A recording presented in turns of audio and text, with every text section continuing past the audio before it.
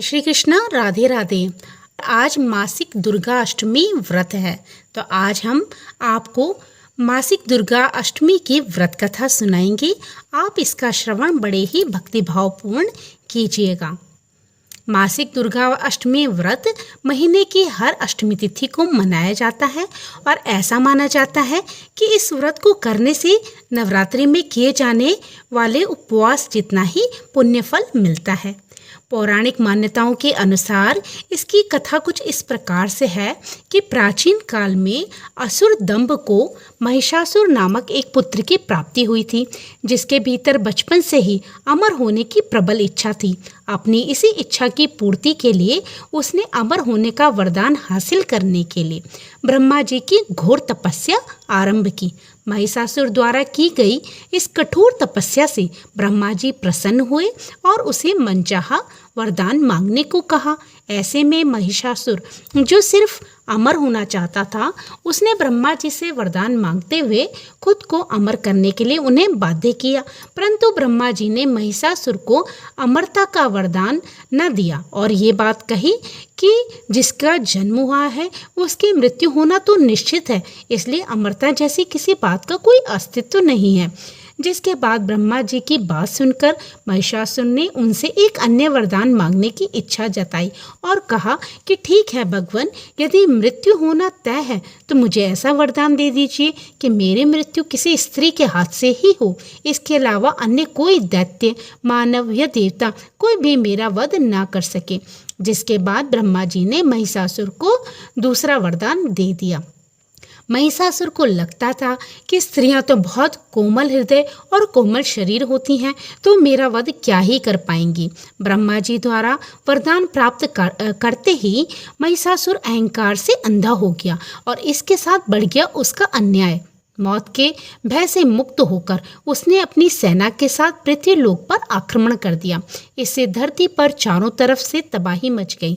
उसके बल के आगे समस्त जीवों और प्राणियों को नतमस्तक होना ही पड़ा।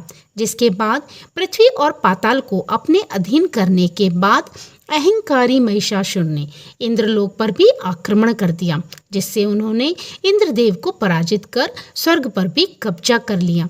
महिषासुर से परेशान होकर सभी देवी देवता त्रिदेवों अर्थात महादेव, ब्रह्मा और विष्णु के पास सहायता मांगने के लिए पहुंच गए। इस पर विष्णु जी ने उसके अंत के लिए देवी शक्ति के निर्माण की सलाह दी। जिसके बाद सभी देवताओं ने मिलकर देवी शक्ति को सहायता के लिए पुकारा और इस पुकार को सुनकर सभी देवताओं के शरीर में से निकले तेज ने एक अत्यंत खूबसूरत सुंदरी का निर्माण किया। उसी तेज से निकली माँ आदि शक्ति, जिसके रूप और तेज से सभी देवता भी आश्चर्यचकित रह गए। त्रिदेवों की मदद से निर्मित हुई देवी दुर्गा को हिमवान ने सवारी के लिए सिंह दिया और इसी प्रकार वहां मौजूद सभी देवताओं ने भी मां को अपने एक एक अस्त्र शस्त्र सौंपे और इस तरह स्वर्ग में देवी दुर्गा को इस समस्या हेतु तैयार किया गया। माना जाता है कि देवी का अत्यंत सुंदर रूप देखकर महिषासुर उनके प्रति बहुत आकर्षित होने लगा और उसने अपने एक दूत के जरिए देवी मां के पास विवाह का प्रस्ताव पहुंचाया। अहंकारी महिषासुर की इस ओछी हरकत ने देवी भगवती को अत्यधिक क्रोधित कर दिया। जिसके बाद ही मां ने महिषासुर को युद्ध के लिए ललकारा। माँ दुर्गा से युद्ध की ललकार को सुनकर ब्रह्मा जी से मिले वरदान के अहंकार में अंधे हो चुके महिषासुर ने उनसे युद्ध करने के लिए वह तैयार हो गया। इस युद्ध में एक एक करके महिषासुर की संपूर्ण सेना का माँ दुर्गा ने सर्वनाश कर दिया। इस दौरान माना ये भी जाता है कि ये युद्ध पूरे 9 दिनों तक चला, जिस दौरान असुरों के सम्राट महिषासुर ने विभिन्न रूप धरकर देवी माँ को छलने के लिए कई बार कोशिश की, लेकिन उसकी सभी कोशिशें आखिरकार नाकाम रही और देवी भगवती ने अपने चक्र से इस युद्ध में महिषासुर का सिर काटते हुए उसका वध कर दिया। अतः इस तरह देवी भगवती के हाथों महिषासुर की मृत्यु संभव हो पाई। माना जाता है कि जिस दिन माँ भागवती ने स्वर्ग लोक, पृथ्वी लोक और पाताल लोक को महिषासुर के पापों से मुक्ति दिलाई थी।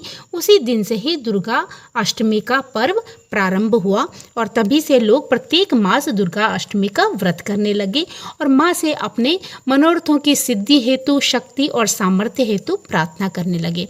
तो ये थी संपूर्ण दुर्गा अष्टमी की कथा। ये कथा आपको कैसी लगी प्लीज़ कमेंट करके बताइएगा। अच्छी लगी हो तो लाइक कीजिएगा और अगर आप मेरे चैनल पे नए हो तो मेरे चैनल को सब्सक्राइब करना मत भूलिएगा। तो फिर प्रभु का नाम लेते रहिए और पुण्य के भागी बनते रहिए। जय श्री कृष्ण, राधे राधे।